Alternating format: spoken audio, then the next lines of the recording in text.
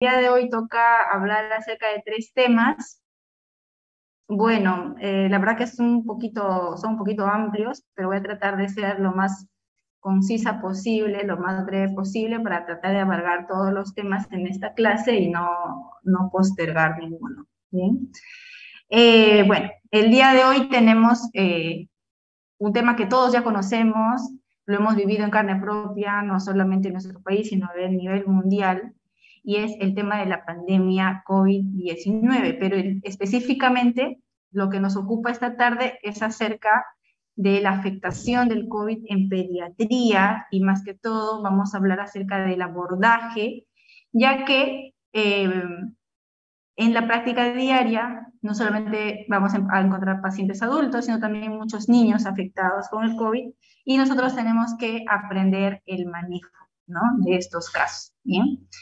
Entonces, esta imagen es para eh, reflexionar un poquito acerca de que, como ustedes saben, la edad pediátrica es un grupo etario pues bastante amplio y heterogéneo, ¿no? En neonatología, ¿no?, hasta los 28 días de vida, tenemos un tipo de patología bien diferente a como la encontraríamos en un lactante o como la encontraríamos en un escolar o en un adolescente, ¿no? Por lo tanto, mientras más pequeño sea el niño, más difícil será pues hacer el diagnóstico de esta patología. Por lo tanto, tendríamos que apoyarnos bastante de aspectos epidemiológicos dentro de la familia o dentro de la comunidad, ¿no? Entonces, imagínense ustedes hacerle un hisopado a un recién nacido o a un lactante, es bien difícil, ¿no? Pero por eso tenemos que conocer la enfermedad y sospecharla, ¿no? Entonces, como había dicho en un principio, esta enfermedad no solamente ha afectado a muchos adultos, sino que también ha afectado a un montón de niños, y también han quedado muchos niños en la orfandad, ¿no? Porque los padres, a veces uno de los padres o a veces ambos padres han fallecido, ¿no? Y los niños se han quedado al cuidado de otras personas o al cuidado de algunas instituciones públicas, ¿no? Entonces, esa es la otra cara de la moneda de la pandemia, ¿no? Lo que nos ha dejado, especialmente en la edad pediátrica.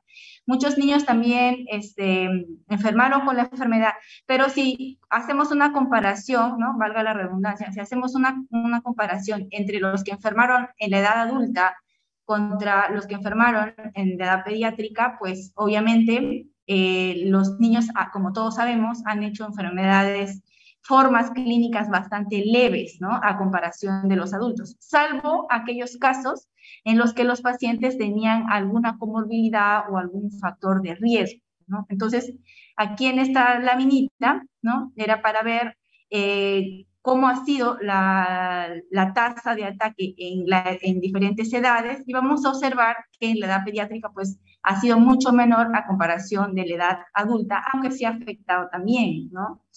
Y esos son históricos, no me voy a detener porque todo el mundo sabe cómo ha sido la presentación de los casos en cada una de las olas. Inclusive actualmente ya nos encontramos en uno de los, yo creo que acercándonos al pico de la cuarta ola. Yo veo muchos pacientes muy sospechosos de COVID cada día, ¿no?, en todas las edades, inclusive en los lactantes, y como vuelvo a repetir, hay que sospecharla porque primera causa de fiebre actualmente en la infancia, lo primero que tenemos que pensar es que sea COVID, ¿no? No podríamos pensar, probablemente tenga un resfriado común, probablemente tenga un ITU, probablemente tenga una gastroenteritis. No, primero estamos en una pandemia, lo primero que tenemos que descartar es que sea COVID. Entonces, un lactante, un niño febril, lo primero que tengo que preguntar, investigar, es si es que ha habido contacto con una persona COVID o si es que hay algún miembro de la familia. Entonces, casi siempre lo que nos cuentan es que la madre, el padre, hermanitos u otros familiares han estado con fiebre, ¿no?, han estado con síntomas respiratorios, y de esa manera nosotros lo podríamos sospechar. Entonces, ¿cuáles son las manifestaciones clínicas como tal del COVID en pediatría? Y aquí yo les he traído una guía que es de este año, de enero del 2022, que ha sacado de salud, ¿no? Entonces, como yo trabajo en salud, pues me parece que es apropiado mostrárselas, porque si buscamos una guía del MINSA, vamos a encontrar una guía general que considera tanto la edad adulta como la edad pediátrica, así en general, ¿no? Y de repente esta nos irá un poco más, me ha parecido, para poder orientarnos un poco más.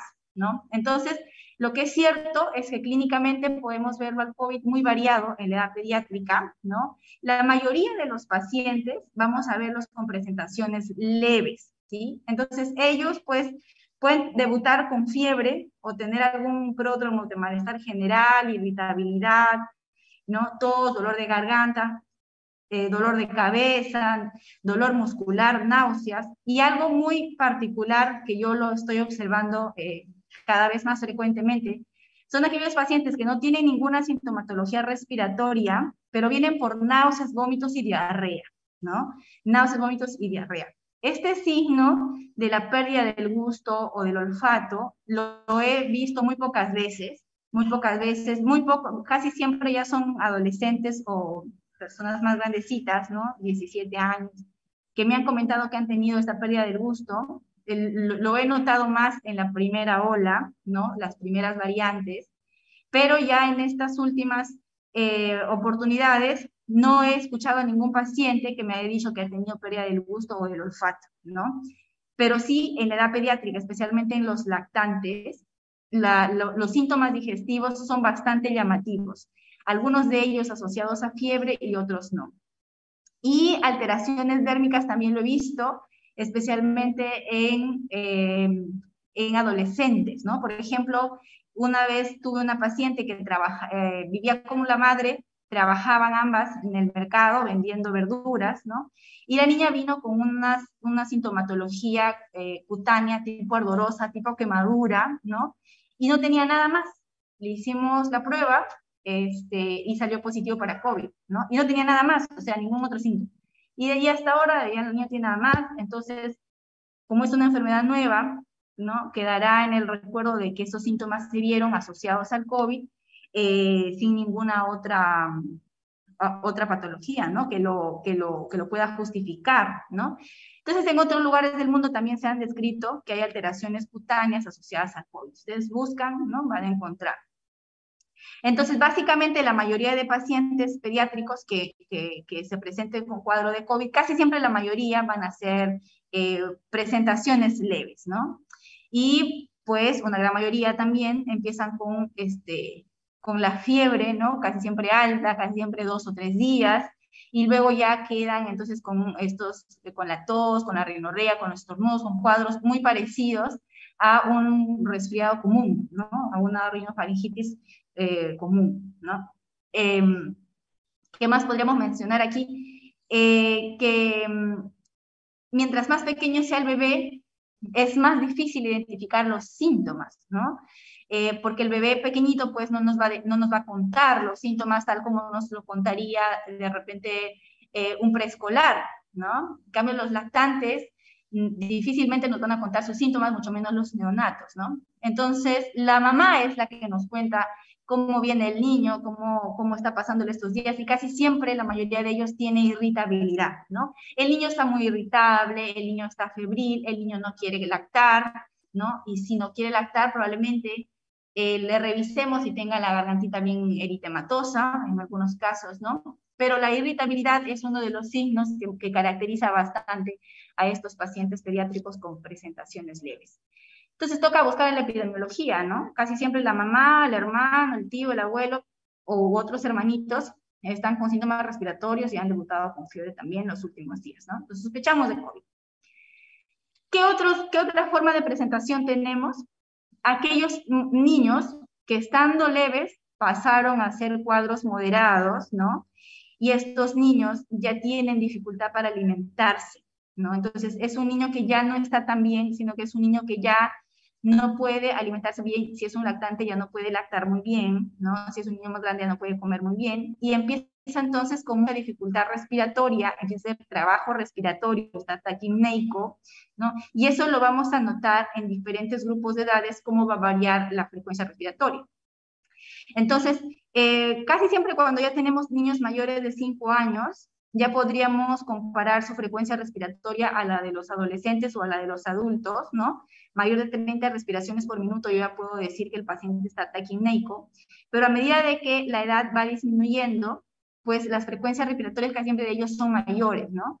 Entonces, en aquellos niños, por ejemplo, menor de 2 meses, con frecuencia respiratoria mayor de 60 respiraciones por minuto, están francamente taquinéicos, con mucho trabajo respiratorio, lo que hacemos es suspenderle la vía oral, ¿no? Porque esos nenes, como están respirando muy rápido y lactan, ¿no? Entonces ellos pueden broncoaspirarse. Entonces es un factor de riesgo de que ellos sigan con la vía oral estando con mucho trabajo respiratorio. Entonces muchas veces a ellos les indicamos suspender la lactancia materna porque ellos pueden broncoaspirarse con la lactancia, que lo hemos visto, ¿no? Lo hemos visto, eso puede ocurrir, ¿no? Entonces estos niños ya están con trabajo respiratorio, ya están con dificultades para alimentarse y ya están desaturando, ¿no? Estos pacientes ya están desaturando.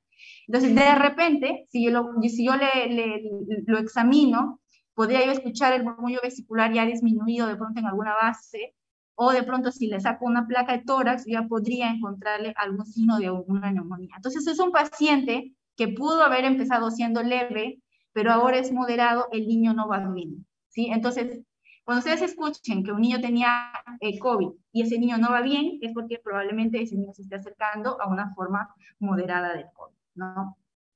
Y estos pacientes están a un paso de ser severos, ¿sí? Esos pacientes que son ya presentaciones severas son pacientes que permanecen desaturando, a pesar de que uno pueda darles apoyo oxigenatorio, estos pacientes difícilmente logran una buena oxigenación, salvo que se tomen algunas medidas terapéuticas más invasivas. Entonces, ellos ya presentan dificultad respiratoria severa, ya presentan taquimias severas, ¿no? En estos chiquititos menores de 1 año ya frecuentemente hacen respiraciones pues más de 70, 80 respiraciones por minuto, ¿no?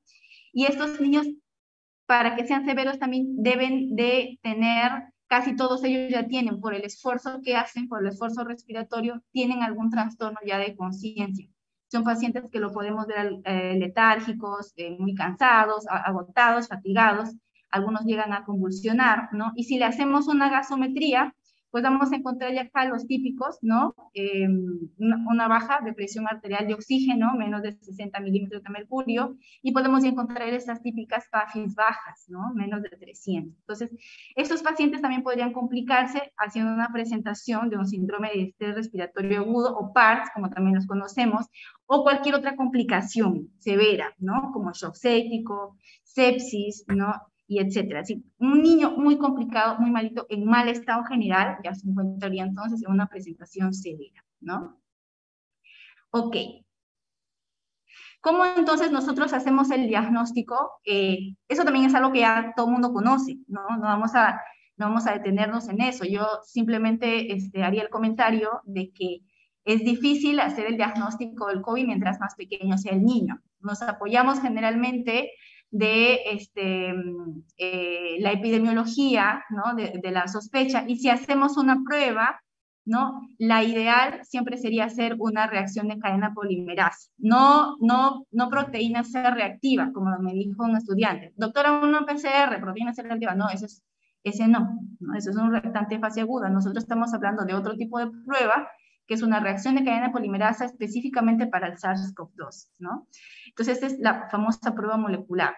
Entonces, pero no siempre está disponible, como ustedes saben, lo que siempre, digamos, lo que actualmente se hace es esta prueba SARS-CoV-2, pero la prueba antigénica, y aquí tenemos un problema con la rentabilidad de esta prueba, ¿no? Que pueden haber pacientes que son positivos y la prueba sale negativa, ¿no? Es por eso que si tenemos esta duda, preferiríamos hacer una prueba molecular. Y posteriormente, ¿no? Después de los 14 días, aprox, ya podríamos ver estas pruebas serológicas, la IgM y la IgG positivas. Eso es algo que todo el mundo ya sabe, en la infancia también se cumple, ¿sí? Entonces, creo que este cuadro ya todo el mundo lo conoce, lo hemos visto por todas partes, ¿no? Después de generalmente la primera semana es donde ya empiezan entonces a generar anticuerpos esta persona. Estará primero la IgM bien alta y luego ya nos quedaremos con la IgG por varias semanas, ¿no? Bien, entonces, ¿cuál es en sí el manejo de estos pacientes pediátricos con formas leves o moderadas de COVID, ¿no? Entonces, lo que se prefiere es que si los cuadros son leves, el tratamiento sea ambulatorio, siempre supervisado por el personal de salud. De repente le podemos hacer un monitoreo, un telemonitoreo, un monitoreo remoto, como hemos estado haciendo hasta ahora, ¿no? Para evitar la congestión de los establecimientos de salud, ¿no? Y cuando son leves, nosotros tenemos que entrenar a los padres, ¿no? Cómo van a administrar ellos este tratamiento sintomático. El tratamiento básicamente es sintomático, es decir, que si tiene, por ejemplo, fiebre, vamos a darle para la fiebre; tiene malestar general, vamos a darle para el malestar general; tiene estornudos, mucha rinorrea, no le va a dejar ya, bueno, le daremos un poquito de algo, antihistamínicos, algo así. Pero el tratamiento es sintomático en general, ustedes lo van a ver ahora, lo vamos a hacer, pero se maneja en casa, ¿no? Vamos a manejar la fiebre, el dolor, la cefalea, las mialgias, lo que vaya presentando el niño. También recomendamos de que esos pacientes tengan un aporte adecuado de agua. Es algo que también tenemos que decir a los padres. Entonces, esto forma parte del entrenamiento que le hacemos a los papás para que ellos puedan atenderlos a los niños en casa, ¿no? Señor, señora, trate de mantenerlo bien hidratado al niño, trate de que se alimente lo mejor posible, evitando la sobrecarga de carbohidratos, que es una dieta bastante balanceada, bastante saludable. Vigile los signos de alarma, ¿sí? De pronto, si el niño empieza a respirar rápido, se le hunden las costillitas, ya no es el mismo, tiene algún trastorno de conciencia, tiene una fiebre que no le baja más de 3 días, ¿no? El niño ya no está bien, usted lo ve que es un niño que va mal, entre comillas, ¿no? Entonces, o me está cambiando la saturación, es un signo de alarma que usted tiene que traerlo nuevamente al establecimiento de salud, porque probablemente ya no sea un cuadro leve, ¿no? Probablemente ya sea un cuadro de moderado a severo, ¿no? Y obviamente el monitoreo de la temperatura, que es muy importante. Entonces haremos un manejo escalonado de la temperatura también en la casa, ¿no? Entonces, miren, todo esto es orientación a los padres. Entonces, hay algunos medicamentos que nosotros vamos a indicar a nuestros pacientes que tengan estas formas leves, ¿no? Una de ellas, para el síntoma predominante de fiebre, o dolor de garganta, o dolor de cabeza, vamos a utilizar este medicamento, que es el paracetamol, ¿cierto? O acetaminofeno, como se conoce en otros lugares, que viene en presentación de jarabe, gotas y tabletas, ¿sí? Entonces, casi siempre las gotas lo utilizamos para los lactantes, ¿no? Los escolares ya podrían utilizar de pronto jarabe, y los niños más grandes o adolescentes ya podrían utilizar tableta. La dosis, fíjense, la dosis es muy fácil de aprender, de 10 a 15 miligramos por kilo, pero este tratamiento es condicional. Generalmente no lo damos en horario, ¿no? Y como me preguntaban algunos estudiantes, doctora, ¿y por qué no lo damos en horario? Porque nosotros podríamos enmascarar la clínica del paciente. No sabríamos en qué momento se está haciendo fiebre o no está haciendo fiebre, se siente dolor o no siente, cómo está evolucionando. Entonces, lo mejor es que el medicamento lo demos condicional al dolor, ¿sí? Bueno, si el dolor es muy persistente, ¿no? Podríamos decirle, bueno, si el dolor es persistente, podríamos utilizar algunas horas, algunas tomas, las podríamos dar cada 6 horas, ¿no?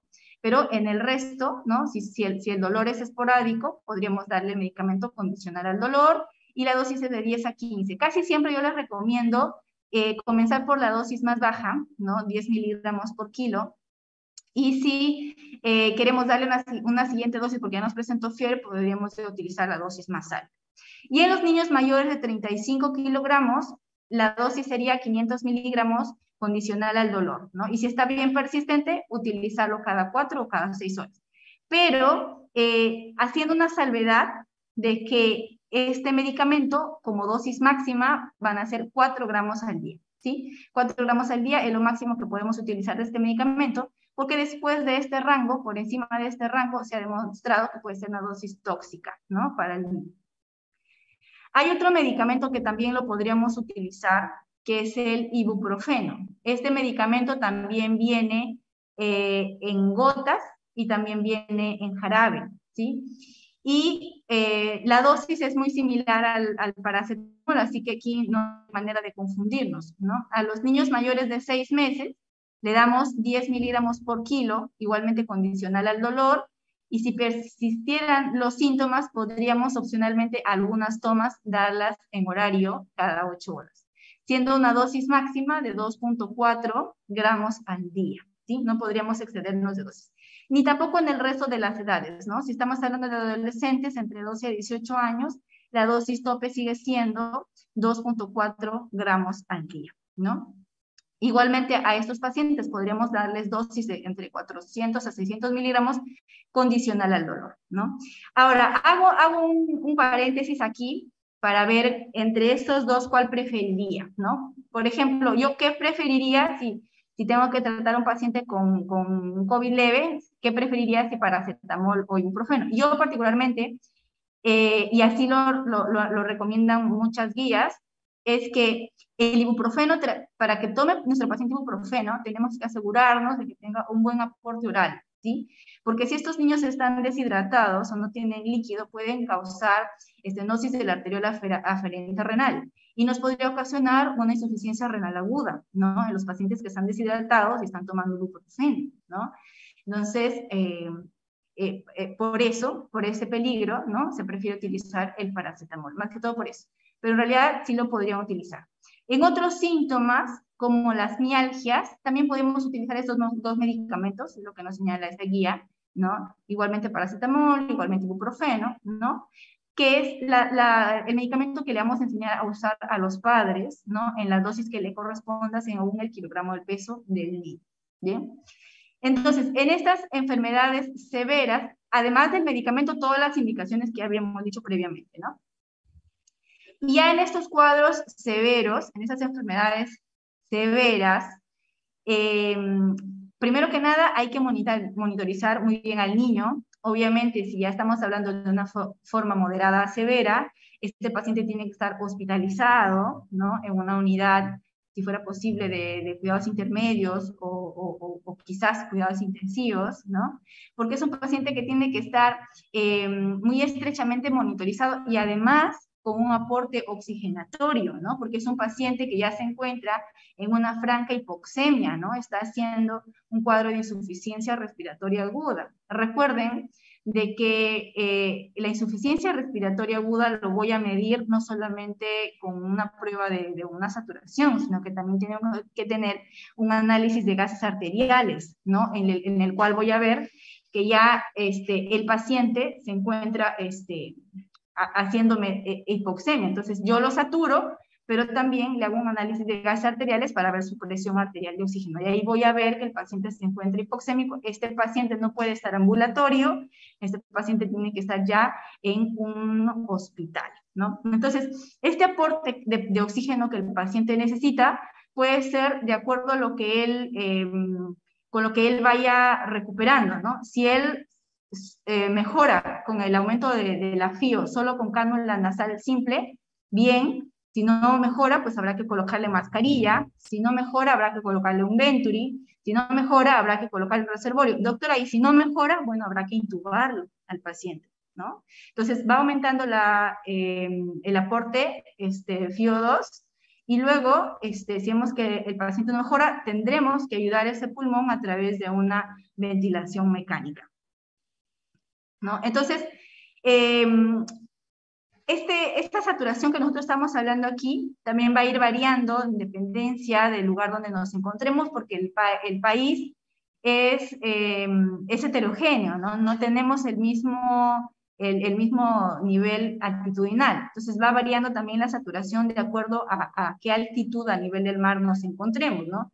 Por ejemplo, para que yo hable, sospeche que mi paciente tiene una hipoxemia, ¿no? A nivel del mar, yo ya podría pensar en aquellos pacientes que están en menos del 93%, ¿no? De saturación de oxígeno, yo ya pensaré de que este paciente que está menos, ya me va a hacer una hipoxemia, ¿no? Pero de repente pacientes que están viven en ciudades mucho más altas, ¿no? Necesitaremos probablemente un grado de saturación de oxígeno menor para que yo sospeche de que este paciente ya se encuentra haciendo hipoxemia, ¿no? Entonces, esto más o menos para que ustedes tengan una idea de que no todos los lugares del Perú podríamos hablar de que esta saturación afectar a este. De repente hay un paciente que encuentra viviendo a 4.000 metros sobre el nivel del mar, tiene 93 de saturación y está estable, ¿no? No está desaturando, porque a él le correspondería que nosotros sospechemos de que el paciente está desaturando con una saturación menos de 83, ¿no? Claro que nadie va a llegar a esto, ¿no? Pero para que ustedes tengan una idea. Bien, entonces, estos pacientes, pues, que obviamente que se encuentran con una franca taquimia, que están desaturando, que tienen fracciones de oxígeno, presiones arterial de oxígeno muy bajas, o que tienen PAFIs bajas, ¿no? Obviamente ya, como les dije, no se encuentra en cualquier lugar, estamos hospitalizados para darles ventilación mecánica si es que fuera necesario, o de repente los lugares que dispongan, pues se usará cánulas de alto flujo, si es que dispone el establecimiento de salud, ¿no? Entonces, en esos pacientes pediátricos que ya tienen un compromiso respiratorio bastante marcado, sí se recomienda en esta guía de que se administre un corticoide, como la dexametasona, en dosis de 0 a 15 miligramos kilodosis, con una dosis máxima de 6 miligramos por día, ¿no? Una vez al día durante 10 días. Y si es que el paciente se encontrara en un estado de shock, ¿no? Cuando un paciente llega a la emergencia y está chocado, lo primero que tenemos que hacer nosotros es recuperarlo de shock, ¿no? En ese caso, tendríamos que hacer una administración de 10 a 20 mililitros por kilo de cristaloides o coloides y vigilar la respuesta para que lo sigamos tratando en nuestro paciente, ¿no? Entonces, hay algunos, no todos los pacientes van a llegar a hacer estas formas clínicas que ya mencioné, ¿no? Esta forma clínica severa solamente lo pueden presentar algunas pacientes, no todos. Y aquellos pacientes que tengan enfermedades o factores de riesgo para que hagan formas severas del COVID, ¿de acuerdo? Se nos va a acabar el tiempo en 10 minutos, a pesar de que yo lo he configurado para 3 horas, igual se va a acabar. Entonces, cuando se acabe el tiempo, y vuelven a ingresar, por favor, en el mismo enlace. Bien. Entonces, ¿qué enfermedades podrían condicionar de que nuestros pacientes hagan formas severas del COVID? Primero que nada, igual que en los adultos, los niños que tienen enfermedades pulmonares crónicas son candidatos, ¿sí? Pacientes que tienen, por ejemplo, asma grave, en los cuales son niños que habitualmente utilizan sus corticoides inhalados preventivos, ¿no? O que hacen crisis muy frecuentes en el año. Son pacientes que tienen asma moderada o grave, eso es un factor de riesgo.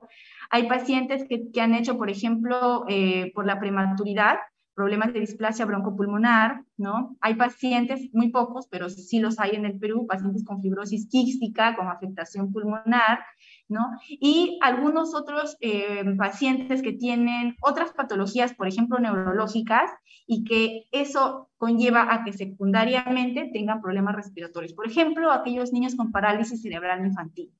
Hay algunos bebés que tuvieron problemas de asfixia en el momento del parto, ¿no? Y que por alguna razón, o de pronto alguna enfermedad intraútero, ¿no?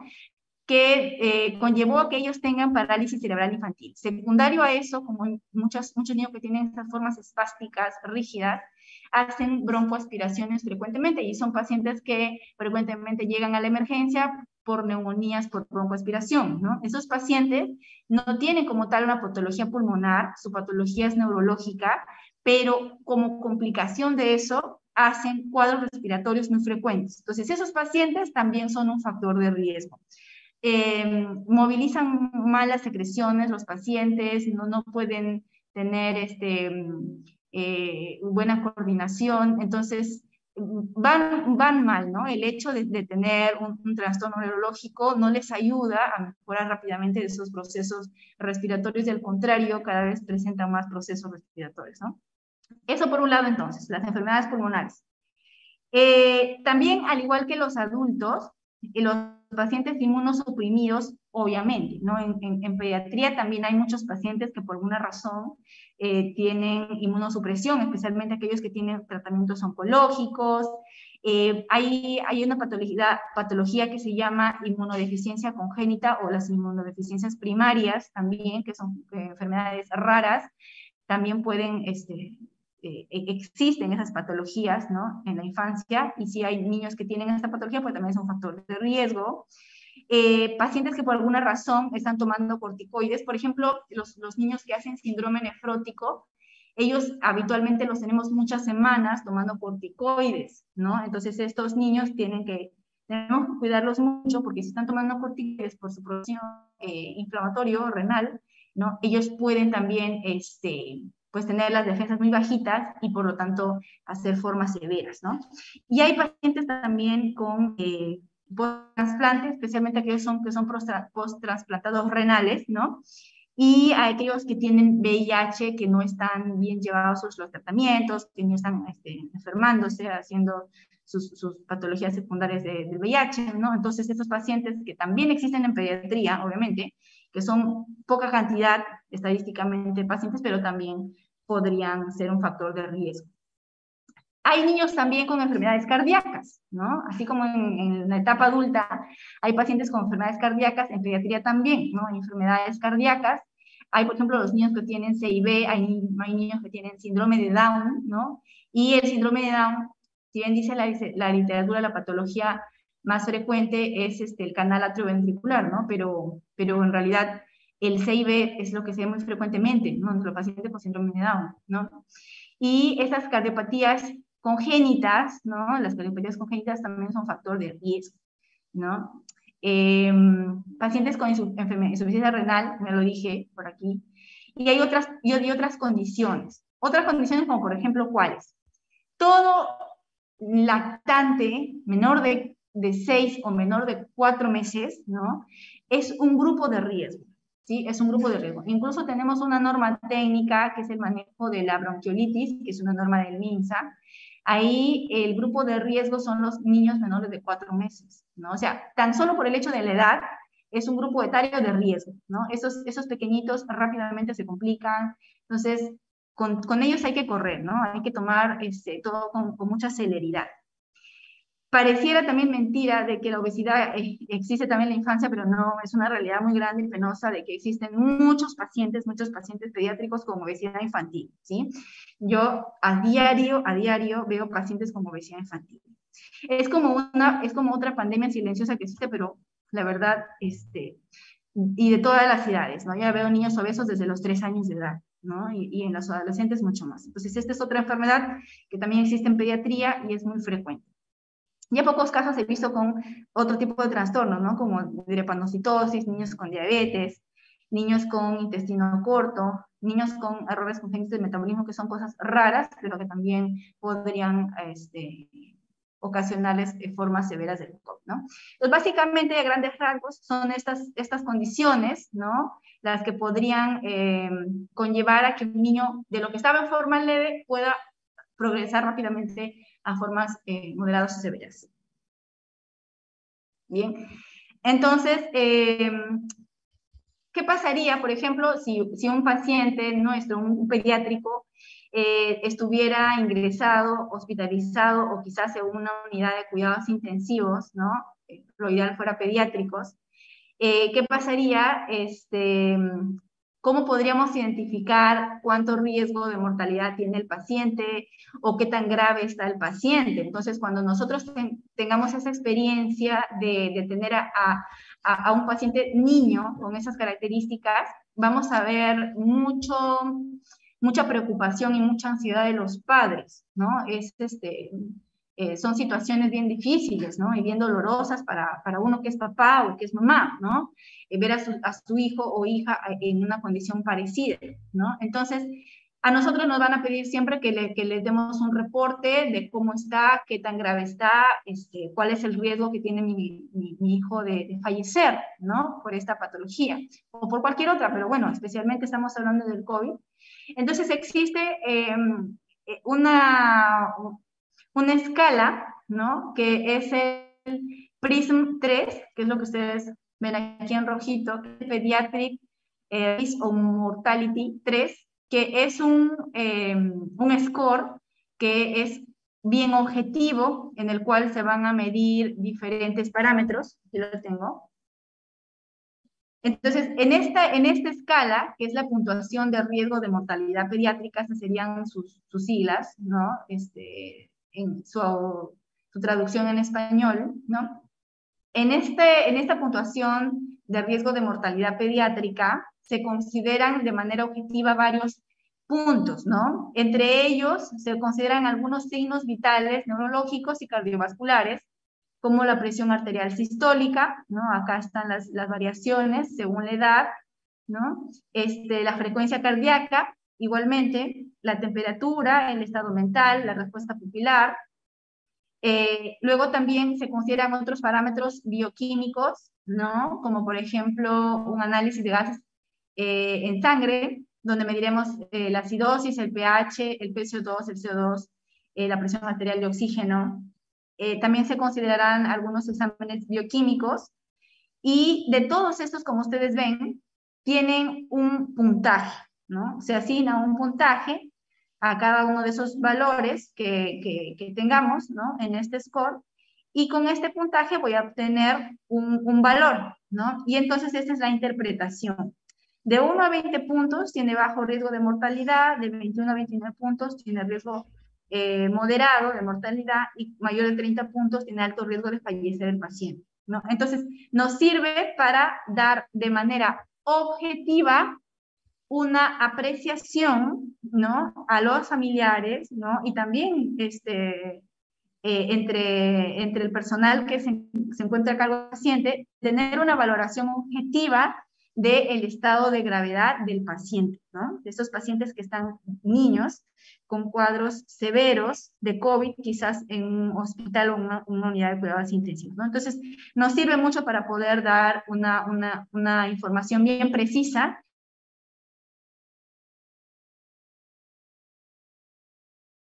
porque existe, ¿no?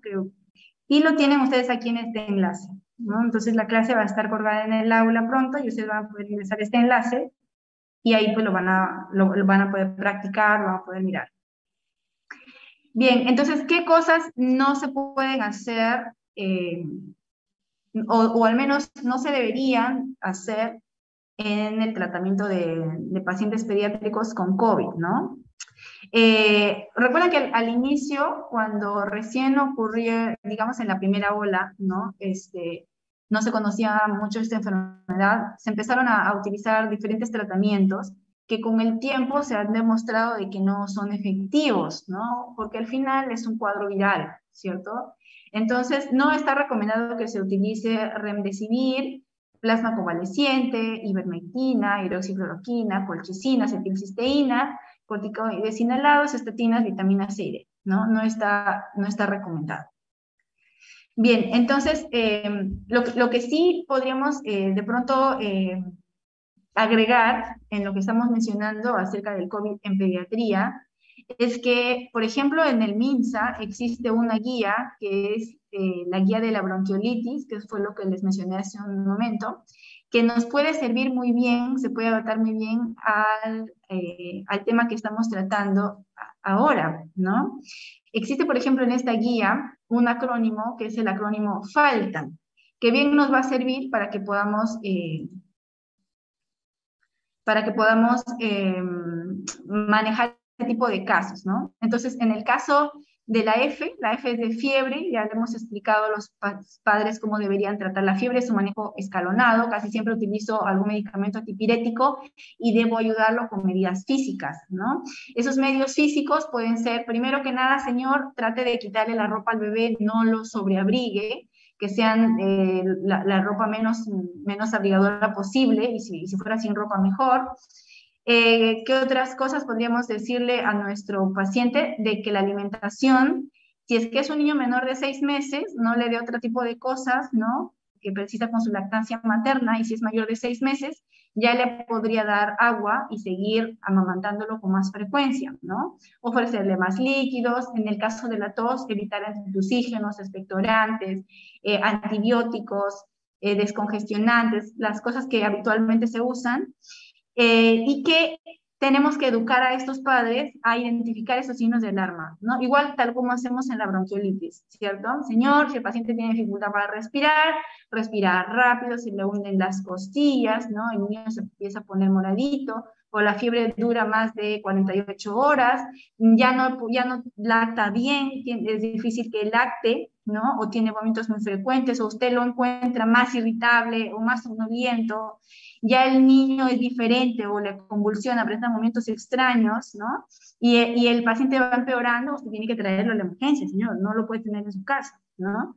La limpieza de las fosas nasales, dado que eso es una consulta muy frecuente, casi siempre la hacemos con soluciones salinas, ¿no? Hay preparados ya que vienen en gotitas o también en spray, y eso sirve para que ellos descongestionen esta obstrucción que tienen y puedan respirar mucho mejor, ¿no?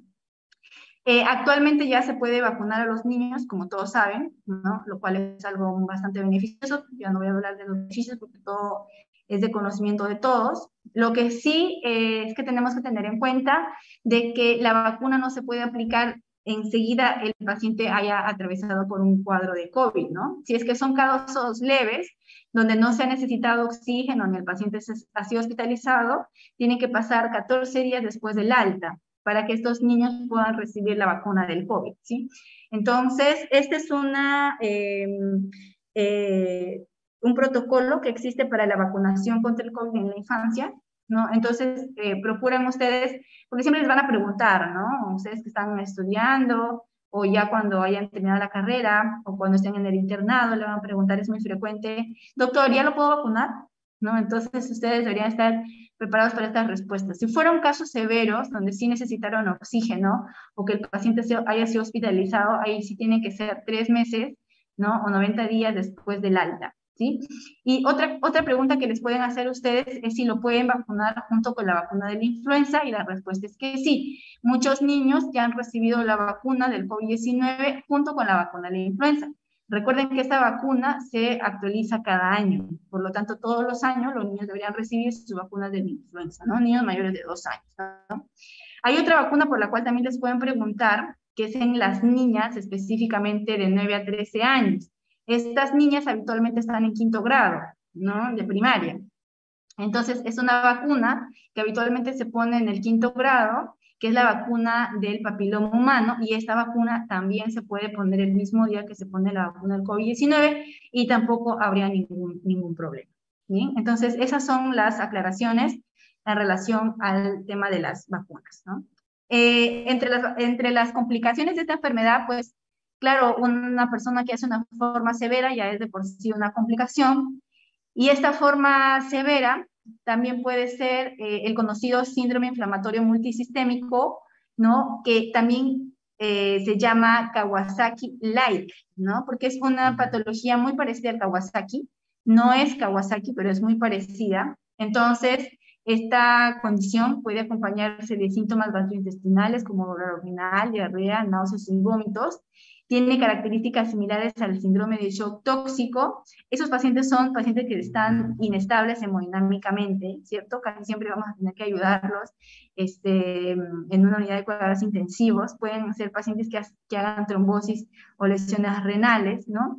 Y que pueden hacer pacientes insuficiencia cardíaca congestiva o embolia pulmonar. Entonces, aquí más o menos esta es una lámina que nos puede comparar las características que tiene el síndrome inflamatorio multisistémico pediátrico que se han presentado en el COVID, y las características que tiene el síndrome de la enfermedad la enfermedad de Kawasaki, ¿no? Entonces, recordamos que en el Kawasaki encontrábamos ojos rojos, sin secreción, ¿no? Una inyección del esclero, ojos rojos, veíamos erupciones en el cuerpo, veíamos pies hinchados, ¿no? Veíamos también las manitos hinchadas, pacientes febriles que presentan adenopatías, con los labios secos, agrietados, rojos, con la lengua roja, muy papilada, ¿no? O lengua en fresa, que también lo conocemos, ¿no? Las mejillas también eritematosas por la fiebre, ¿no? Estas son las características de la enfermedad de Kawasaki. El síndrome inflamatorio multisistémico pediátrico es muy parecido, ¿sí?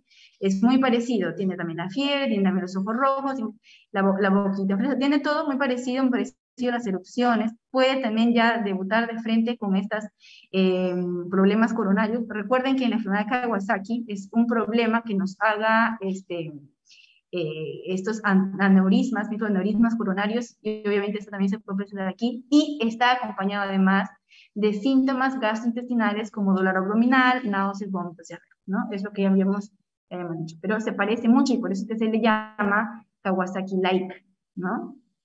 Y estas son las alteraciones, pues, ya complicaciones que podría dar propiamente esta condición: un derrame pericárdico, los aneurismas coronarios, insuficiencia mitral.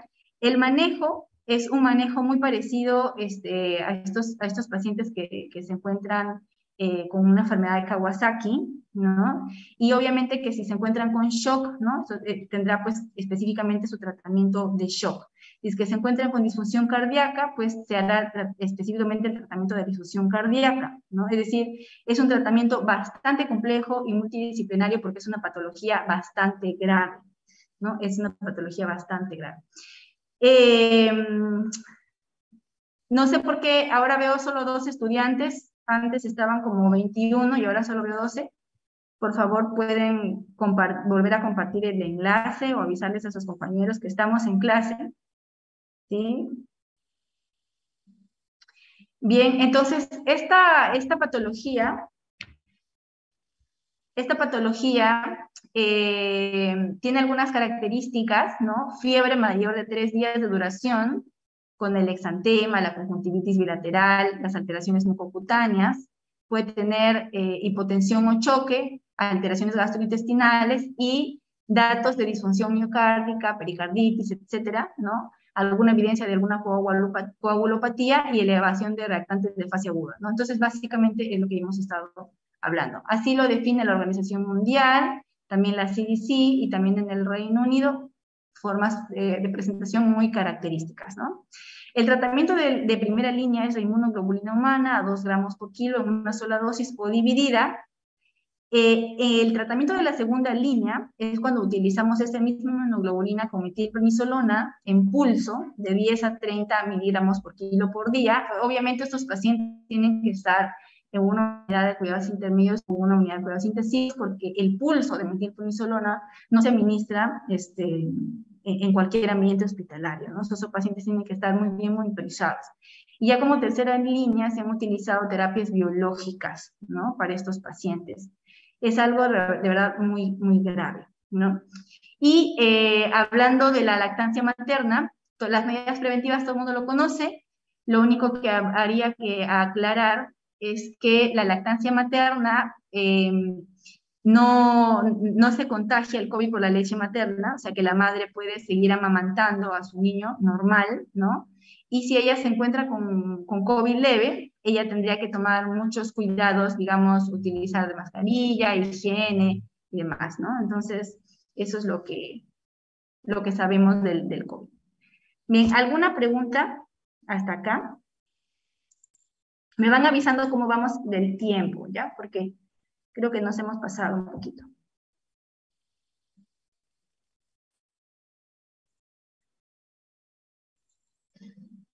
Otra patología, también viral, que nos han encargado para esta tarde, ¿bien? Que es el SIDA en la edad pediátrica. Pues, aunque pareciera mentira, ¿no? Es muy cierto de que también existen actualmente muchos niños viviendo con VIH, ¿no? Entonces, es algo, por lo tanto, que tenemos que conocer para poder afrontar, ¿no? Estas son estadísticas, ¿no? A nivel nacional, donde observamos de que existen niños, ¿no?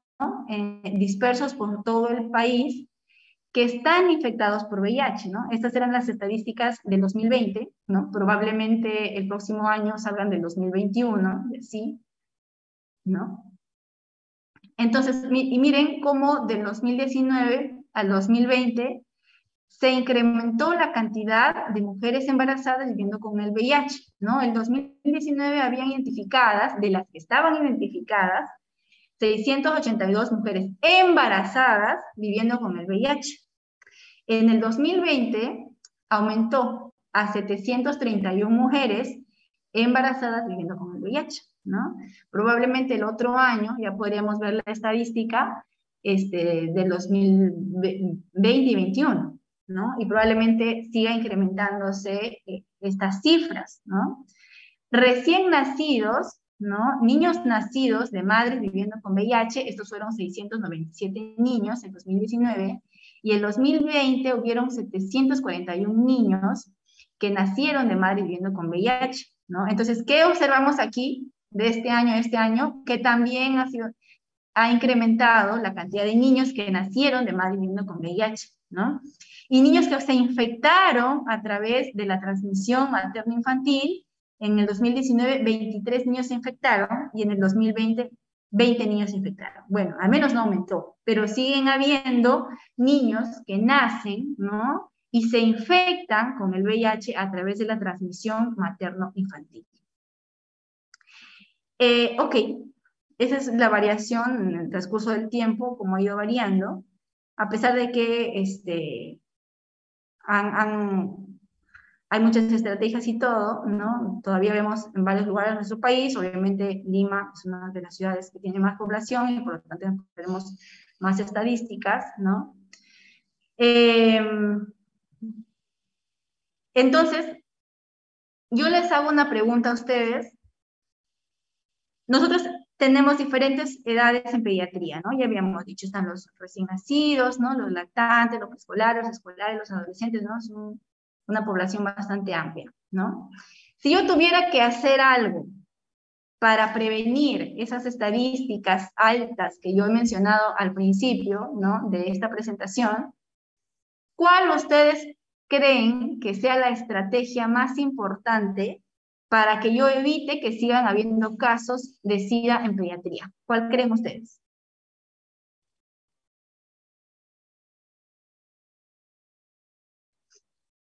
Entonces, como tenemos que hablar hoy del cuadro clínico, el diagnóstico, el tratamiento, la prevención y el seguimiento, yo creo que lo más importante que tenemos que hablar el día de hoy es acerca de la prevención, ¿sí? Porque nosotros en la edad pediátrica no tenemos la misma forma de infectarnos del COVID como es en la etapa adulta, ¿recuerdan? Entonces, en los adultos, ¿cuál es la forma más común de cómo se transmite el VIH en los adultos? La vía sexual, ¿cierto? La vía sexual, o bueno, a menos frecuencia, por uso de drogas o cosas así, ¿no? Entonces, pero la vía sexual es la más frecuente en la etapa adulta, pues en la edad pediátrica, la más frecuente forma de transmisión es a través de la transmisión materno-infantil durante el parto, ¿de acuerdo? Entonces, vamos a hablar hoy primero acerca de la prevención, ¿de acuerdo? Entonces, vamos a hablar de esto. Para esto, existe una guía también en el Ministerio de Salud, que es la Resolución Ministerial 1138 del 2019, que es una guía en la cual habla de la prevención de la transmisión materno-infantil del VIH, ¿sí? En esta guía nos enseñan 3 formas o 3 escenarios en los que pueden existir este tipo de contagio, ¿de acuerdo? Entonces, el primer escenario es que la embarazada por primera vez se le diagnostica la infección de VIH durante la atención prenatal o con diagnóstico previo que no recibe tratamiento antirretroviral. Ese es el primer escenario. El segundo escenario es que la embarazada VIH estuvo recibiendo un tratamiento antirretroviral antes de su embarazo, ¿de acuerdo?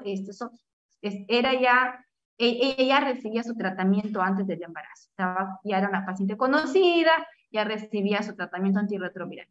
Y en el tercer escenario es aquella gestante VIH diagnosticada por primera vez durante el trabajo de parto. O sea, ¿cuál es el escenario? El peor escenario, ese es el peor escenario, ¿no? Porque no estaba diagnosticada ni durante los controles prenatales ni antes del embarazo, sino en el momento del parto, ¿no? En el momento del trabajo de parto. Ahí se diagnostica, ¿no? Bien. Entonces, aquí hay algunas indicaciones que debe seguir la gestante, pero esto es lo que se debe hacer intraparto, ¿sí? En todos los escenarios, intraparto, se va a administrar sidobudina endovenosa, ¿de acuerdo? En todos, ¿a quién? Obviamente a la gestante, ¿no? ¿Y qué haremos entonces con el recién nacido? ¿Qué haremos con el recién nacido? Se le va a dar una profilaxis. Y aquí es donde les pido que pongan mucha atención, porque esta es una pregunta que siempre viene en los exámenes y siempre se equivoca, ¿de acuerdo? Entonces, ¿cuál es la profilaxis que se le da a estos pacientes, a estos recién nacidos? Vamos a darle una profilaxis con sidobudina de 4 miligramos por kilo de peso, vía oral cada 12 horas por 4 semanas. 4 semanas, es decir, casi un mes, ¿no? Entonces, sidobudina, 4 miligramos por kilo de peso cada 12 horas. Bien. Entonces, igual aquí, en este escenario, igual aquí en este siguiente escenario, bien. Y aquí vamos a agregarle otra dosis, ¿sí? Va a ser sidobudina con lepinavir más ritonavir por 6 semanas más nevirapina en el nacimiento. ¿Sí? Este es un escenario mucho más complejo, pues no habíamos dicho por qué, ¿no? Muy bien, entonces, ¿qué otra cosa se tiene que hacer durante, digamos, el trabajo de parto? ¿Qué es lo que vamos a hacer con estos pacientes, no? Estos pacientes, en principio, no van a nacer por parto vaginal, ¿no? Lo ideal es que nazcan por cesárea.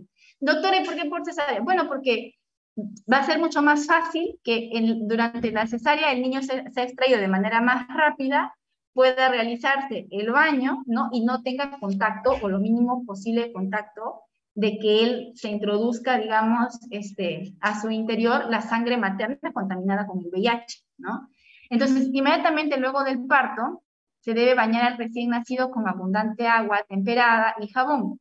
Realizar el secado con una toalla suave para evitar laceraciones de la piel. ¿Bien? Entonces, aspirar delicadamente las secreciones de la vía aérea, evitando el traumatismo de las mucosas. Entonces, esta es una característica. Habitualmente no se baña a los recién nacidos, ¿sí? Habitualmente no se baña, es algo que está proscrito, no se hace, pero solamente está indicado en aquellos recién nacidos que son expuestos al VIH, es decir, nacen de una madre con VIH, ¿sí?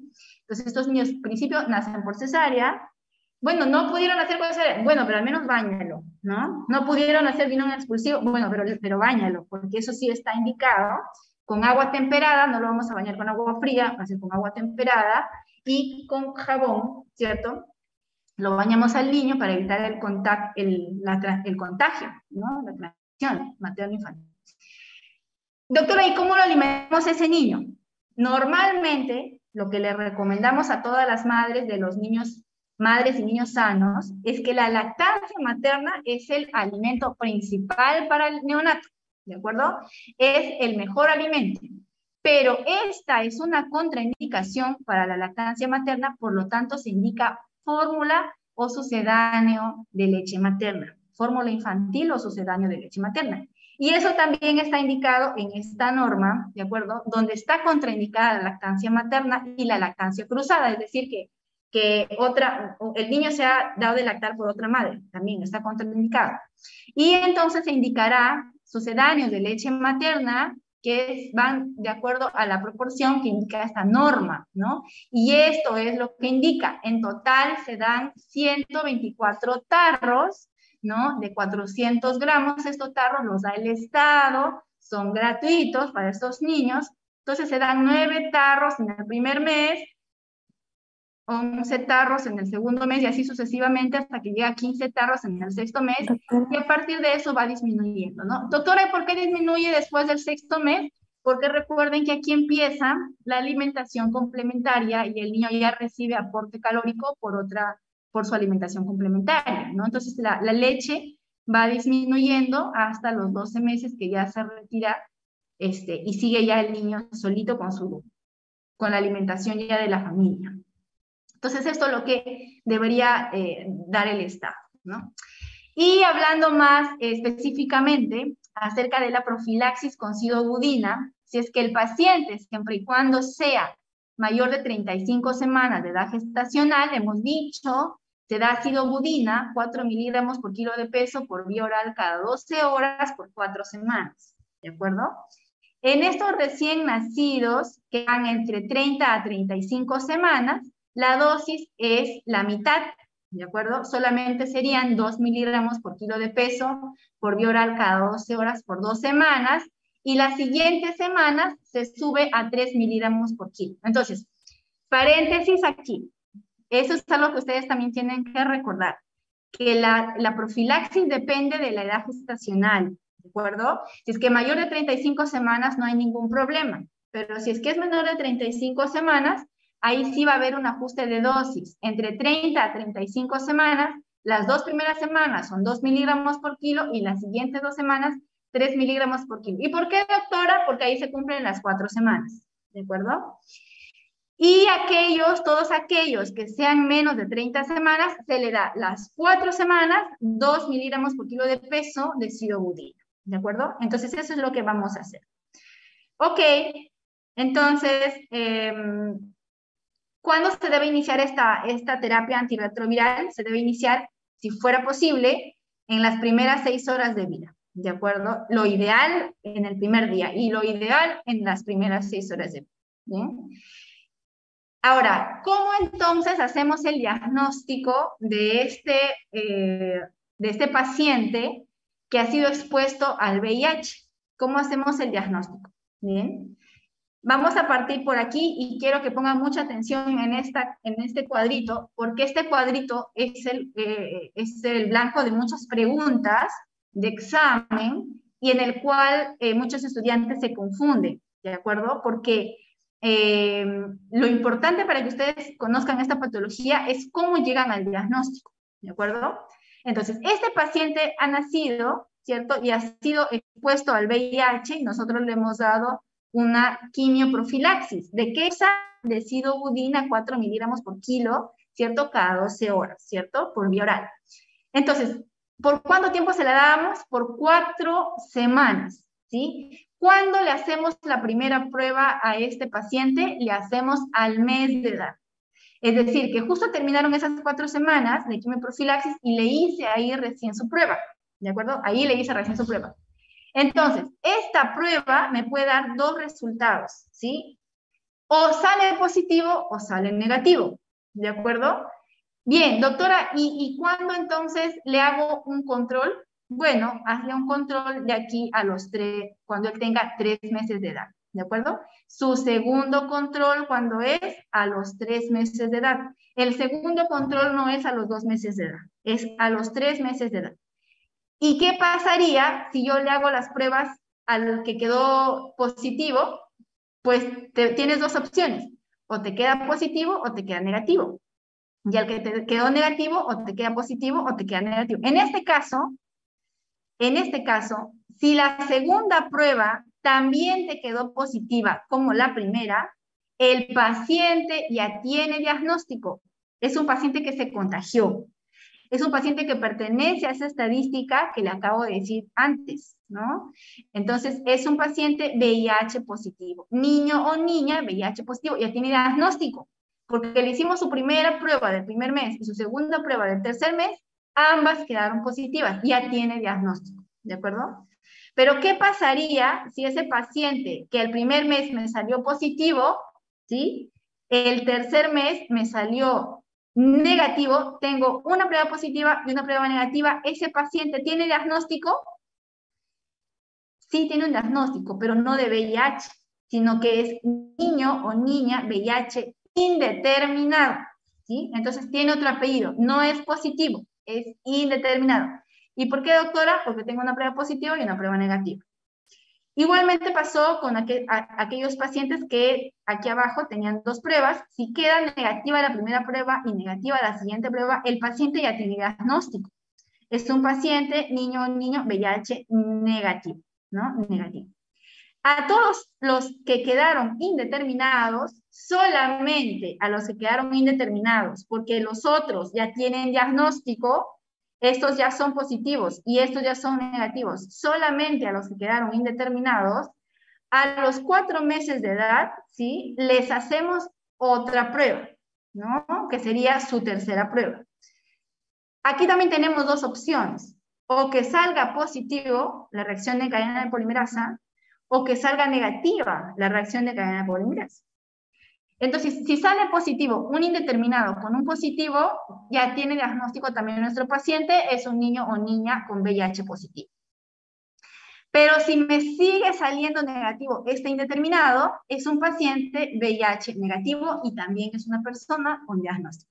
VIH positivo y VIH negativo. Bien, entonces, este cuadro sería importante de que ustedes lo dibujen, ¿no? Lo memoricen, porque quizás les vengan alguna pregunta y además les va a servir para el futuro, ¿no? Para que ustedes sepan cómo diagnosticar a estos pacientes. ¿Cuál es el cuadro clínico de un niño, entonces, con VIH? Generalmente en los niños y niñas menores de 15 años con infección por VIH, la clínica va a variar. Pueden ser desde asintomáticos a presentar signos leves, signos moderados o signos severos, ¿no? Eso también va a depender de qué tan bien inmunológicamente esté el paciente, ¿no? Obviamente asintomáticos no tienen ningún síntoma, ¿no? Los que tienen síntomas leves pueden tener adenomegalias persistentes, generalmente mayor de 0,5 centímetros, pueden tener hepatomegalia, esplenomegalia, dermatitis que no mejora, una parotiditis, infecciones respiratorias recurrentes, ¿no? Y ya aquellos pacientes que tienen síntomas moderados son aquellos pacientes que frecuentemente están con anemia, o algunos pacientes que se complican de pronto con cuadros neumónicos o con sepsis, o que hacen ya candidiasis, ¿no?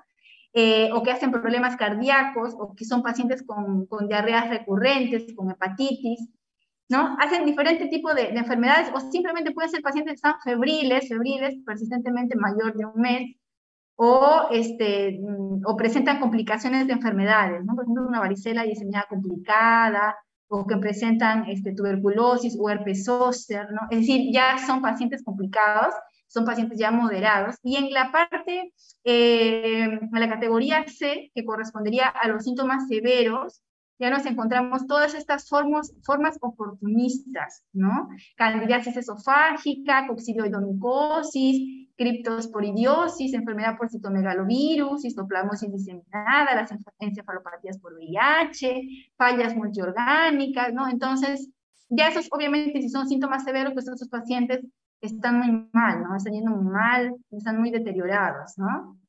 Aquí aparecen ya las formas tumorales anormales, como el sarcoma de Kaposi, los linfomas, el linfoma de Burkitt, ¿no? Pacientes muy, muy deteriorados, muy afectados por el VIH, ¿no? Doctora, ¿y eso ocurre en pediatría? ¿Existe? Sí, la verdad es que sí, ¿no? Yo he tenido la oportunidad de ver algunos niños con VIH que tenían sarcoma de Kaposi, por ejemplo, ¿no? O linfoma de Burkitt, ¿no? Entonces, como es un tema muy sensible, puede ocurrir alguna vez, nos ha pasado, de que los padres no son honestos, ¿no? No es fácil tampoco, me imagino, obviamente, para un padre o una madre decir el diagnóstico de su hijo, ¿no? A cualquier persona. Es algo que se maneja con mucha privacidad, ¿sí? Mucha privacidad. Entonces, toca que nosotros, el personal de salud, tengamos muy buena llegada con el paciente, que haya buen rapport, un buen clima entre médico-paciente para que se nos pueda hablar acerca de la enfermedad del niño, la enfermedad real, ¿no? Porque a veces vienen por otras patologías y nunca se menciona que el paciente tiene VIH, ¿no? Y incluso es un factor de riesgo para el propio personal de salud, ¿no? Entonces tienen que saber, ustedes que están en formación, tienen que saber que estas cosas existen, ¿no? Y que siempre tienen que tomar sus medidas de bioseguridad a la hora de evaluar un paciente, ¿sí? Entonces sí hay niños con problemas leves, moderados y severos de VIH. Ok, para hablar del tratamiento, una vez que estos pacientes ya han sido diagnosticados, ¿no? También esta guía, que es otra, que es la guía 8, la resolución ministerial 882-2020 del MINSA, establece cómo debería ser el tratamiento para los niños y las niñas con VIH, ¿no? Y es por grupo etario, según cómo vaya variando la edad, se da un medicamento antirretroviral de introducción y se puede, como opcional, agregar a un tercero antirretroviral, ¿no? Este es el esquema, no me voy a detener en eso, ¿no? Casi siempre estos pacientes son derivados a infectología, ¿no? O infectología pediátrica. Casi siempre nosotros, los pediatras generales, no administramos estos medicamentos, ¿no? Y todos son de acuerdo a kilogramo de peso, ¿no? Entonces, para hacer el seguimiento de estos pacientes, hacemos el seguimiento de acuerdo, esto sí se parece a la etapa adulta, ¿no? Ahí sí vamos a tener que ver el conteo total de CD4, ¿no? Entonces, también existen las categorías, ¿no? En menores de 1 año de edad, de 1 a 5 años y de 6 a 12 años. En menores de 1 año de edad, paciente, para que yo diga, no tiene supresión, el niño está bien, tiene que tener un conteo de CD4 más de 1500 por mililitro, ¿de acuerdo? Moderado, hasta 750 y con supresión severa menos de 750 en los menores de 1 año. Y así sucesivamente, ¿no? De 1 a 5 años, menos de 500, ya yo diría que tiene supresión severa. Y en pacientes de 6 a 12 años, menos de 200, ya yo diría que es un paciente igual con inmunosupresión severa. Entonces, este gráfico también puede servirles a ustedes para tener una idea de cómo va variando con la edad. Ahora llegamos a la pregunta del millón. Doctora, ¿qué pasaría a estos pacientes que están viviendo con VIH? ¿Los vacunamos o no los vacunamos? ¿No? Porque esa es una pregunta que ustedes les pueden hacer.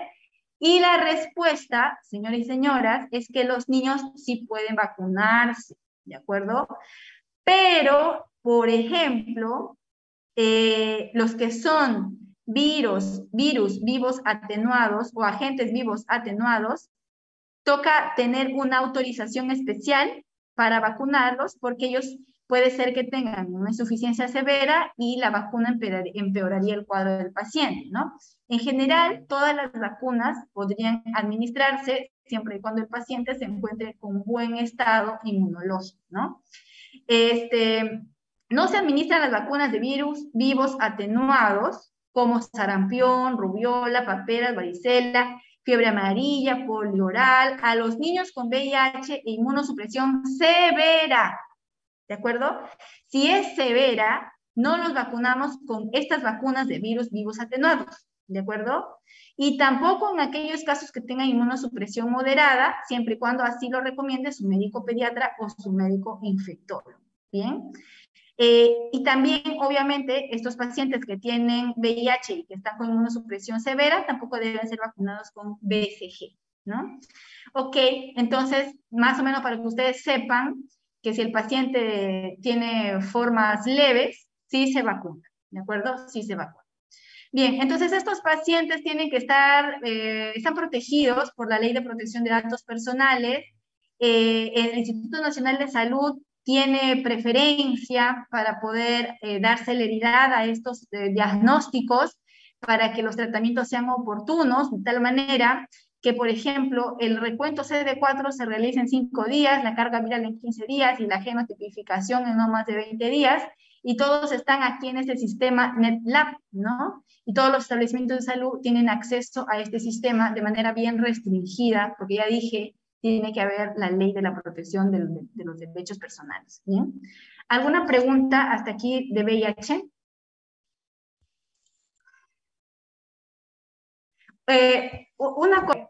Ese es el tercer virus del cual vamos a hablar el día de hoy, que ha sido una tarde viral, ¿no? Hemos hablado de 2 patologías virales hace un momento y ahora nos toca hablar de esa tercera patología viral, que son las hepatitis virales en pediatría.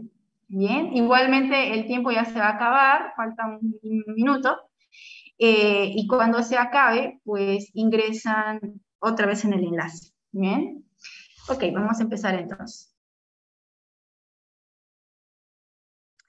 Bueno, primero que nada vamos a recordar que existen algunos virus que tienen afinidad por las células hepáticas, ¿no? Estos virus bien ingresan a estas células hepáticas y se desarrollan, se reproducen muy bien, les gusta estar ahí. Entonces, dentro de ellos tenemos a los virus de la hepatitis A, B, C, D y E, ¿no? Que son los que conocemos hasta ahora. Y tienen algunas características que los diferencian unos de otros. Por ejemplo, el virus de la hepatitis A y E son los únicos que se transmiten vía fecal oral, ¿de acuerdo? Vía fecal oral. Pero tenemos otro grupo de virus, que son los virus de la hepatitis B, D y C, que se transmiten por vía hematológica, ¿de acuerdo? O sí, vía hematológica o a través de la secreción.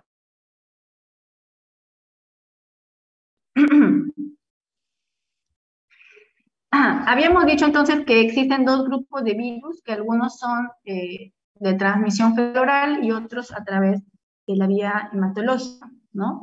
Estos virus tienen la capacidad de introducirse en el hepatocito, replicarse allí, ¿y qué va a ocasionar esta replicación? Esta replicación lo que va a ocasionar es una reacción inflamatoria ahí a ese nivel, ¿no? Y este proceso inflamatorio, a la larga, lo que va a ocasionar es que haya muerte celular, porque los hepatocitos se van a hinchar tanto, que van a llegar a explotar, ¿no? Y una vez que haya esta lesión mucho de ellos se puede fibrosar, se puede morir ese tejido, puede fibrosarse, ¿no? Y luego puede necrosarse, ¿no? Entonces, lo que le espera entonces al hígado que está afectado por estos virus es un proceso inflamatorio muy grande, ¿no? Y posteriormente la muerte celular o la lesión celular, ¿no? Entonces, ¿qué podemos hacer nosotros actualmente? ¿Qué podemos hacer para ayudar a nuestros pacientes? Actualmente ya se pueden hacer muchas cosas, ¿no? Principalmente, inicialmente podríamos nosotros medir qué tan afectado está nuestro hígado con pruebas muy sencillas, como un perfil hepático, en el que yo pueda ver las enzimas hepáticas, la TGO y la TGP, y también las bilirrubinas, ¿no? Que me dan indicios de qué tan afectado está el hígado. Entonces, estas son enzimas que van a verse incrementadas cuando haya daño hepático, ¿no? También lo que podemos hacer actualmente es identificar específicamente cuál es el germen, cuál es el tipo de virus que está afectando a mi paciente. Entonces, podríamos buscar qué tipo de virus es, porque recuerden que no todos estos virus que están aquí son ARN, hay algunos que son ARN, otros que son ADN, ¿no? Y entonces podríamos identificar ya sea el ARN o ADN viral, podríamos identificar también los antígenos, ¿no? Y podríamos, virales, y también podríamos determinar los anticuerpos, ¿no? IgG e IgM. Entonces, actualmente se puede estudiar esta patología, sí. ¿Se puede determinar oportunamente? Sí. ¿Yo en una guardia puedo identificarlo? Sí, ¿no? La respuesta es sí, ¿no? Entonces, haciendo unas pruebas muy sencillas. Entonces, consejo de conejo, algo que yo aprendí que siempre es bueno, ¿no? Cuando llega un niño a la emergencia y ustedes tienen la oportunidad de sacarle una muestra sanguínea, no solo le saquen hemograma, ¿no? Pídanle también sus transaminasas, pídanle también una glucosa, ¿de acuerdo? Pídanle también una creatinina, porque el paciente puede venir con síntomas bien inespecíficos y tener un perfil hepático me da más luces de lo que mi paciente pueda tener. Entonces, a veces se pierde oportunidad cuando tenemos un paciente en la emergencia que sabemos que se le va a hacer una muestra sanguínea y nos quedamos cortos cuando piden solo una cosa, ¿no? Entonces eso me pasa a mí muchas veces, que recibo pacientes que han sido evaluados por otros colegas, ¿no? En la emergencia y solo vienen con un hemograma, ¿no? Entonces eso no nos sirve. Nos sirve tener, digamos, una visión panorámica de los órganos principales del cuerpo, ¿no? Bien, entonces pídanle siempre su perfil hepático, no les cuesta nada. Ok, entonces, clínicamente, la afectación de los virus hepatotrópicos en nuestros pacientes pediátricos va a ser muy variada. En términos generales, vamos a encontrar una fase prodrómica, una fase de estado, la fase de recuperación, y hay algunas nomás pequeñas, digamos, en frecuencia, que podrían también causarnos una forma de presentación de hepatitis fulminante, ¿no? Ok, entonces dentro de estas manifestaciones clínicas, lo que tenemos que saber es que la anictérica es la más frecuente. Esta también es una pregunta de examen, ¿de acuerdo? Cuando ustedes vean a un paciente que llega a la emergencia y de pronto llega con síntomas digestivos, con malestar general, con mialgia, de pronto febril, ¿no? Nauseoso, con dolor abdominal así medio inespecífico, ¿no? Y yo les dije, pidan transaminasas, ¿recuerdan? Me acabo de decir. Ustedes pueden encontrar que ese paciente tiene transaminasas, ¿no? Por encima de 1000 veces su valor de transaminasas normales, ¿no? Y sospechan ustedes que el paciente tiene una hepatitis, ¿no? Pero no lo verán al paciente con ictericia, ¿no? Entonces, es por eso que la forma más frecuente de presentación en pediatría de las hepatitis no es la forma ictérica, ¿no? Es la forma anictérica. Doctora, pero nunca voy a ver a un niño con hepatitis con ictericia. Sí lo puedes ver, sí lo puedes ver, pero ya en etapas tardías quizás, pero no al inicio de la enfermedad, ¿no? Porque la ictericia ya puede presentarse tardíamente, ¿no? Cuando debuta el paciente, ¿no? Casi siempre él va a debutar y no va a tener una forma ictérica, ¿no? Entonces, en esta fase preictérica, clásicamente, el paciente va a tener muchos síntomas inespecíficos. Son tan inespecíficos como cualquier otra patología y ustedes tienen que sospecharla, ¿no? Para eso se están formando en la universidad, para que sepan qué cosas tienen que sospechar. Entonces, viene un paciente pediátrico a la emergencia, nauseoso, que no come de ayer, febril, que está cansado, fatigado, le duele el estómago, ¿cierto? Tiene dolor ahí en el hipocondrio derecho o en el cuadrante superior derecho, no quiere comer nada, a veces lo pueden ver incluso con síntomas gripales, ¿no? Y esos síntomas son bien inespecíficos, son pródromos, o también se llama una fase preictérica. Casi todos van a llegar así, no van a llegar en la ictericia, ¿de acuerdo? Salvo pequeñas excepciones.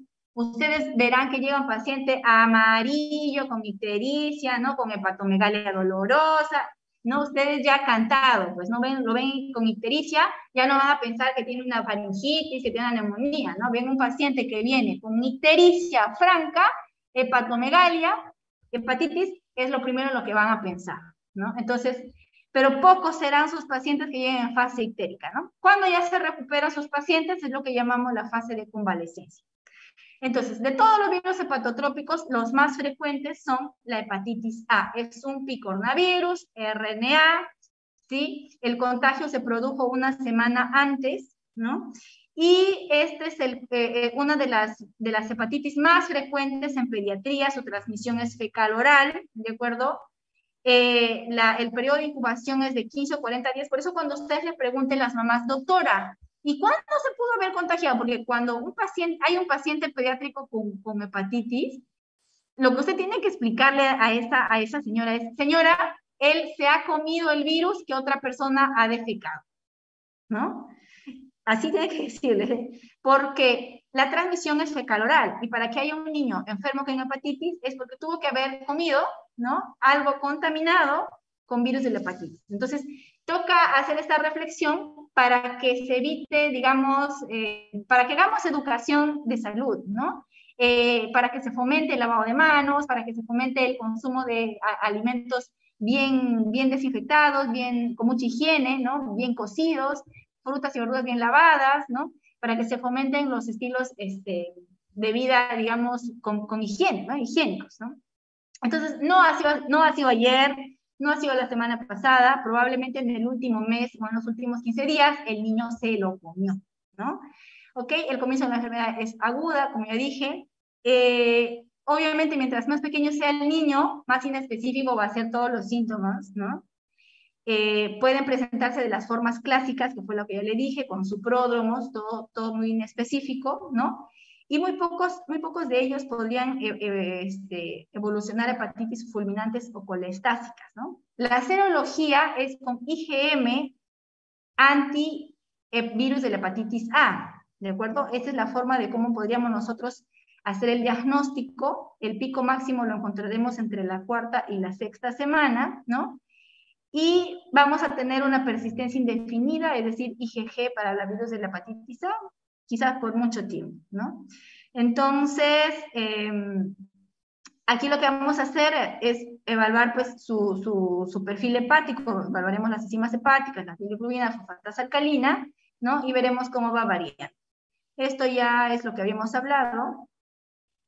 Bien, entonces las características de esta condición, de esta enfermedad, es que es autolimitado, casi siempre de buen pronóstico, generalmente no tiene un tratamiento específico, lo que se ha visto que los niños mejoran es con un reposo, pero relativo, no tiene que ser un reposo absoluto, ¿no? Lo ideal también, lo que nosotros hacemos es que los colocamos solos, digamos en una habitación solo para ellos, procuramos de que tenga utensilios solo para él, es decir, le hacemos una especie de aislamiento al paciente mientras esté en su fase aguda, ¿no? Y a pesar de que la literatura diga que la dieta no ha mostrado beneficios, yo les diría en la práctica que procuremos darle alimentos hipograsos como para no forzar mucho la vía hepático-biliar, y los pacientes van bien, ¿no? No hacen tanto dolor, y el pronóstico es muy bueno en general, ¿no? La mayoría de pacientes evolucionan muy bien. ¿Cómo podemos hacer la prevención? existe una vacunación para el virus de la hepatitis A, ¿no? No está en nuestro calendario de inmunizaciones peruano, pero sí lo podríamos encontrar de manera particular. Y la primera dosis se coloca a niñitos mayores de 1 año de edad y la segunda dosis 6 meses después de la primera dosis, ¿no? Entonces, para evitar la propagación del virus, como ya les dije, podríamos aislar al paciente mientras esté con la enfermedad, desinfectar todo y procurar mucha higiene, mucha limpieza, ¿no? Básicamente eso es lo que podríamos hacer. Tenemos otro tipo de virus, que son los virus de la hepatitis B, como todo el mundo ya sabe, ¿no? Pero en pediatría, específicamente, si nosotros recordamos en la adultez cuál es la forma de cómo se contagia la hepatitis B, ¿no? Pinchazos, accidentes laborales, qué sé yo, o de repente a través de contacto sexual, ¿cierto? Pero en la infancia, en pediatría es diferente, ¿no? Igual que habíamos hablado en el VIH. Este es un hepanavirus, es el único virus con DNA, ¿no? De los más frecuentes. En general es poco frecuente en pediatría, pero en pediatría, ¿cómo podría ser el contacto? El contagio podría ser más perinatal, ¿no? Podría ser perinatal. En los adolescentes, ya podría verse un contagio parenteral o sexual, ¿no? Se han descrito también algunos casos donde ha habido contagio por semen, lágrimas, líquido cefalorraquídeo.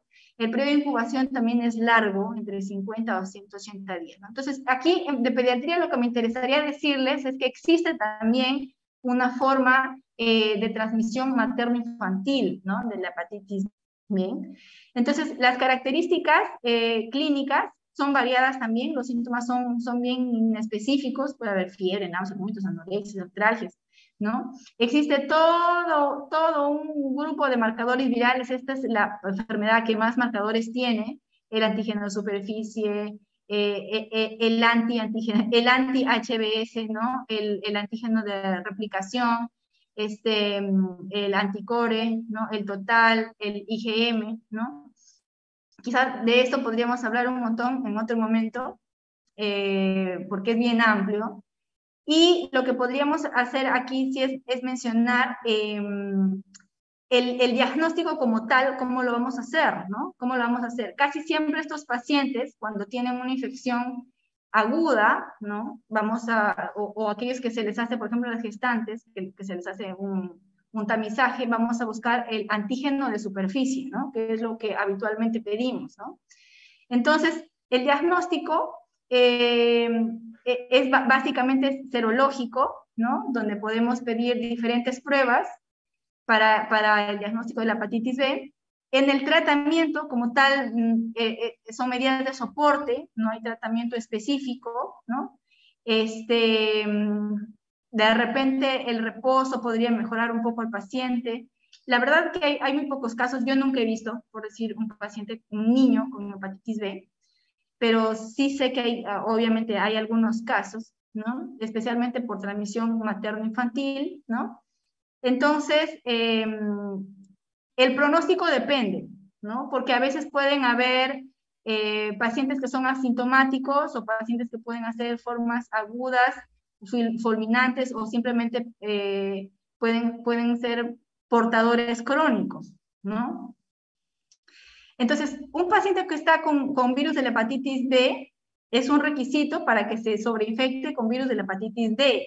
El virus de la hepatitis D es un virus muy defectuoso, que no puede por sí mismo infectar, ¿no? Entonces tiene que él sobreinfectar a aquel paciente que ya está infectado previamente por virus de la hepatitis B. Entonces, en el Perú, como les decía, tenemos una norma técnica que es esta de aquí, que es 159 del 2019, que es la norma técnica de la prevención de la transmisión materno-infantil del VIH, la sífilis y la hepatitis B, ¿no? Entonces, aquí se hacen pruebas para hacer el diagnóstico de este paciente, se hace la prueba a la madre portadora, que es el antígeno de superficie, ¿no? El ELISA, antígeno de superficie, y el anti-hepatitis B, antígeno de superficie, ¿no? Entonces, ¿en qué momento se realiza? Se realiza entre las 9 y los 12 meses de edad, para lo cual se debe remitir una muestra a los laboratorios de referencia o al Instituto Nacional de Salud. ¿Sí? Entonces, esa es la forma de cómo se hace el diagnóstico al recién nacido que ha sido portadora de antígeno de superficie, ¿no? Se le hace su ELISA y sus anticuerpos. ¿Bien? Entonces, a diferencia del VIH que hemos hablado al principio, no se requiere ningún manejo especial durante el parto. Incluso estos pacientes podrían nacer por parto vaginal. Podría ser cesárea también, siempre y cuando existiera alguna indicación obstétrica, eso es lo que nos dice nuestra guía. A estos pacientes que han nacido tampoco necesitan bañarlos, no se necesita hacer su baño previo. Tampoco se necesita que el paciente suspenda la lactancia materna. Entonces, como ustedes verán, hay bastantes diferencias con el manejo del paciente expuesto a VIH, ¿no? Entonces, el recién nacido expuesto a la hepatitis B materna recibirá antes de las primeras 12 horas de vida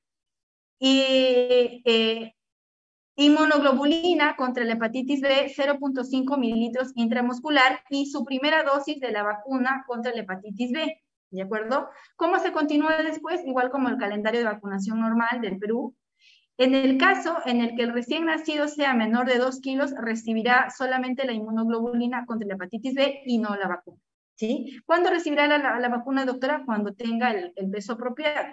Y como ya dije, no se suspenderá la lactancia materna como sí lo hacíamos en el caso del VIH. Entonces, esas son algunas diferencias, ¿no? Ok, ese es el seguimiento, cómo se va a hacer el seguimiento. Ya dije, de la hepatitis D, muy poco frecuente en pediatría, muy poco frecuente, así que lo voy a pasar. Solamente infecta cuando hay una hepatitis B de por medio. Es poco frecuente en realidad. El virus de la hepatitis C es un virus ARN. Casi siempre afecta más a la adultez, pero si hablamos de pediatría, será a los que son adolescentes, ¿no? También está ampliamente distribuido por el mundo. La afección, la forma de contagio más frecuente es la vía parenteral, ¿no? En la población pediátrica podría darse a través de una transmisión materno-infantil también, ¿no? Eso es lo que sabemos. La clínica es variada. Aquí sí puede predominar la ictericia y trastornos en la función hepática. Y muchos de ellos pueden hacer trastornos crónicos. Recuerden siempre hepatitis C de cronicidad. Esta es la hepatitis que más cronicidad da, y eso también es igual en la edad pediátrica, ¿no? Para el diagnóstico igualmente se hacen pruebas de ELISA, ¿no? Se buscan los anticuerpos contra el virus de la hepatitis C, ¿no? Reacción en cadena de polimerasa, lo que también se hace. El tratamiento, actualmente se han tratado de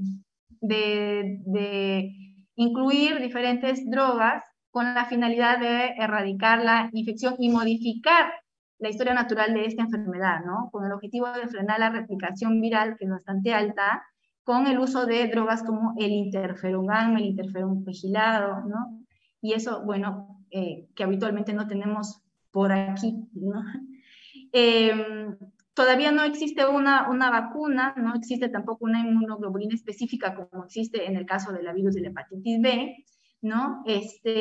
Para prevenir esto, ¿no? Todo niño que va a recibir una transfusión, pues esa sangre tiene que haber sido muy bien estudiada para determinar que no pueda contagiar al niño, ¿no?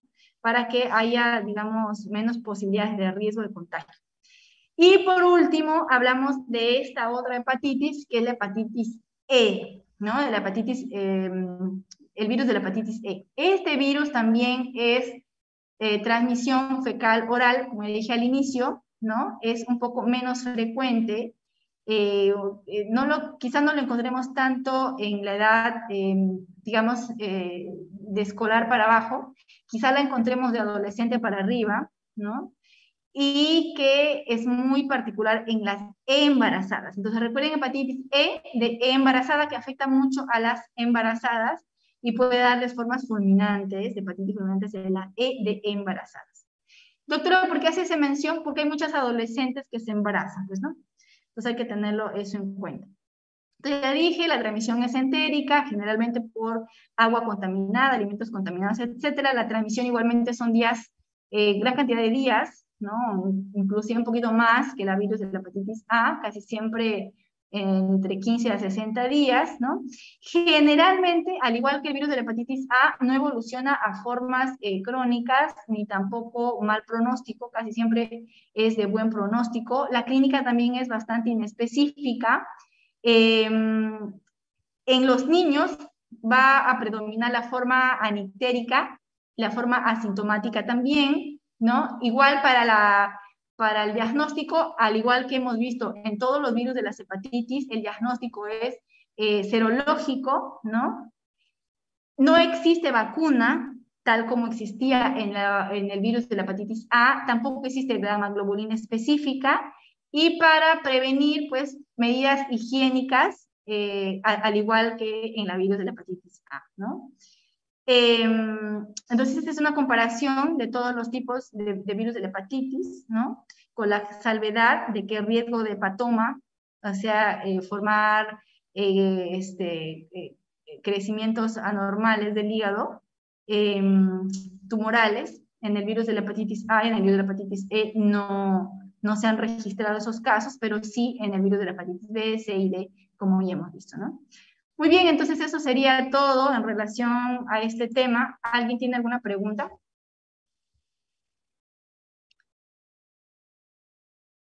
Bueno, entonces nos hemos pasado un poquito del tiempo, pero bueno, ustedes han visto de que he tenido que prácticamente correr porque son temas en realidad amplios. Creo que son muchos temas para hora y media, pero bueno, he tratado de abarcar lo posible, todo lo posible. Igual creo que todos tienen mi número. Si es que hay alguna inquietud, alguna consulta o algo, ustedes me escriben al WhatsApp y yo en el momento que tengo libre, pues los llamo o les respondo. Bien, entonces eso sería todo por mi parte. Que tengan buena tarde y estudien.